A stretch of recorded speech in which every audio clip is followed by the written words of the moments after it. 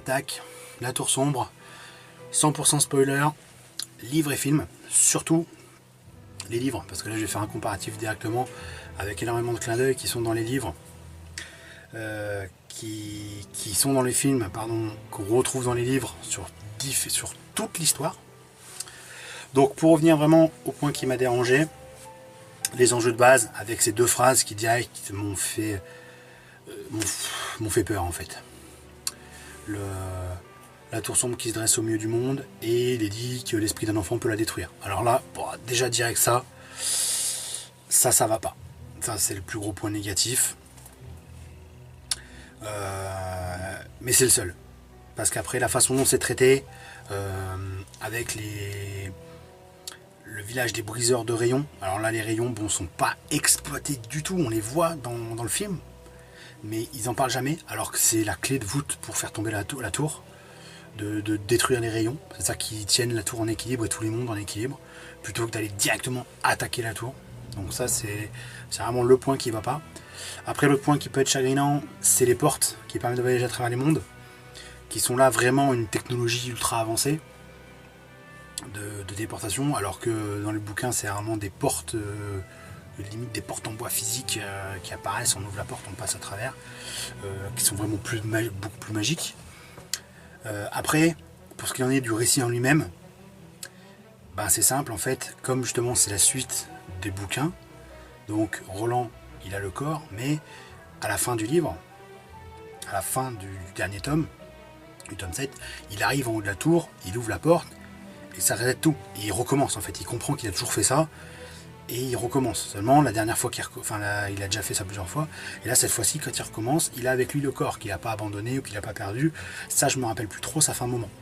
Tout ce que je sais, c'est que je me rappelle qu'il a ce fameux corps et qui lui fait sentir que on sait que cette fois, ça va mieux se passer. Ça va se passer différemment. Parce que il a évolué, il n'est plus le même homme. Et c'est ça, en fait, le film. C'est cette suite d'événements. Donc, on peut justifier certains changements par ce fait-là, du fait que les choses se déroulent différemment. Alors, bon, ça n'excuse pas le rayon qui attaque la tour, ça malheureusement, bon voilà. Mais si on passe au-delà de ça, tout le reste se justifie. Et au niveau de l'univers, le respect du matériel de la tour sombre, est vraiment dingue. Jack, bon, il est plus âgé, ok, ça c'est pas grave, on s'en fout, c'est un détail. C'est comme le fait que Roland soit noir. Dans les bouquins, il est clairement blanc, c'est clairement une sorte de Clint Eastwood. Bon bah voilà, c'est comme ça. C'est pareil. Là, Jake, il est avec sa mère et son beau-père. Alors que dans les livres, autant que je me souvienne, il est avec son père, sa mère, je crois que c'est sa mère qui est décédée. Enfin bref, ça c'est des points de détail qui changent pas grand-chose. Qui peuvent être justifiés tout à fait par le fait que ça a recommencé d'une façon différente, du coup tout a été impacté. Le fait qu'il ait ses visions, ça colle tout à fait avec le bouquin, après sa première mort, enfin sa deuxième mort. Quand Roland le laisse tomber, il revient dans ce monde, il revit parce qu'en fait il est pas mort quand il aurait dû mourir. Et du coup, il a des visions du pistolero, il revoit un peu, il a cette double vision qui fait qu'ils vont l'entraîner vers cette maison à Dutch Hill où il va trouver une porte qui va le ramener vers le monde du pistolero. C'est la même chose dans le film. On a un peu partout ces références au roi cramoisi, qui est le big boss final normalement, qui est l'homme en noir,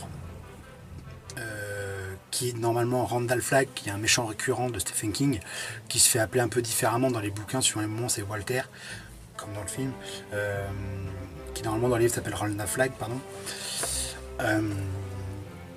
qui bosse plus ou moins avec le roi, mais c'est un peu ambigu, enfin c'est bizarre, mais quelque part ils ont un peu la même idée, c'est de prendre le contrôle de la tour.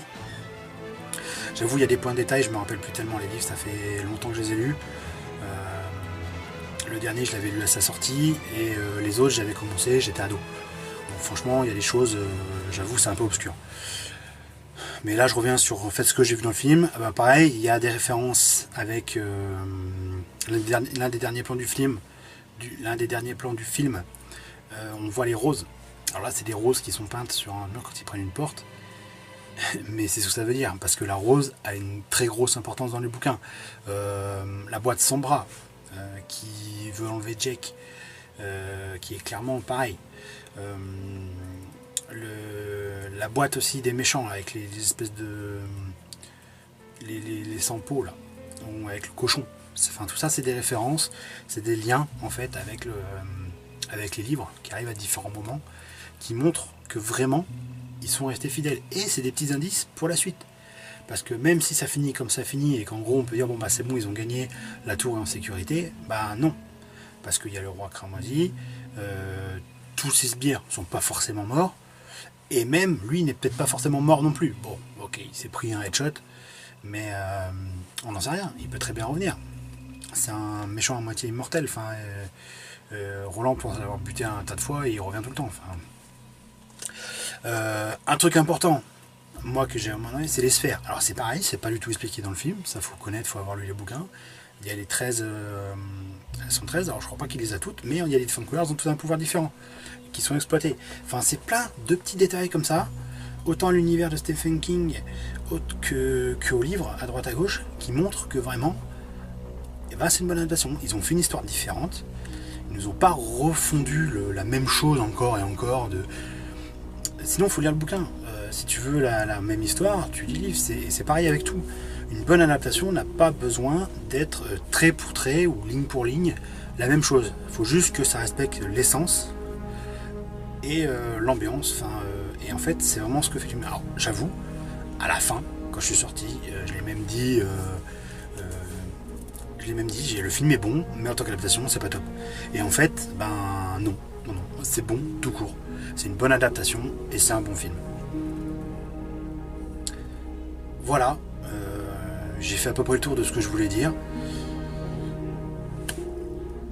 J'espère que mes propos vous ont intéressé. N'hésitez pas dans les commentaires à me préciser certains points où j'étais un peu vague. Et votre avis aussi. Je pense qu'il y en a qui vont s'offusquer de ce que j'ai dit. Même si pour l'instant il n'y a pas beaucoup de monde encore sur les vidéos, donc ça commande pas trop. Mais il faut pas hésiter. Et voilà, je vous dis à bientôt pour d'autres critiques. Ciao. For thousands of generations, the gunslingers were knights, sworn to protect us from the coming of the dark.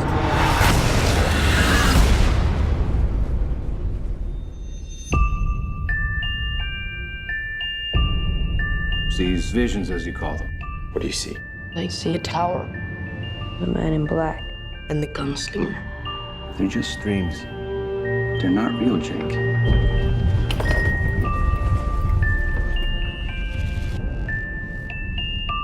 There's another world out there. I know there is.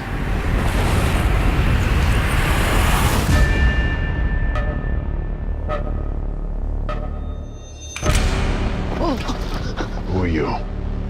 It's you. You're a gunslinger, right? There are no gunslingers. Not anymore. Why does the man in black want to destroy the tower? The tower protects both our worlds. If it falls, hell will be unleashed. He's like the devil, isn't he? No, he's worse. You can't stop what's coming. Death always wins. Your world might be gone, but mine isn't. If you let that tower fall, billions of people die. Do they have guns and bullets in your world? You're gonna like Earth a lot. All right, let's go. You clawing your way out of the darkness? Did you tell the kid whoever walks with you dies by my hand? I will kill him, for both of us. I do not aim at my hand. He who aims with his hand has forgotten the face of his father. I aim with my eye. I do not shoot with my hand. I shoot with my mind. Jake! I do not kill with my gun.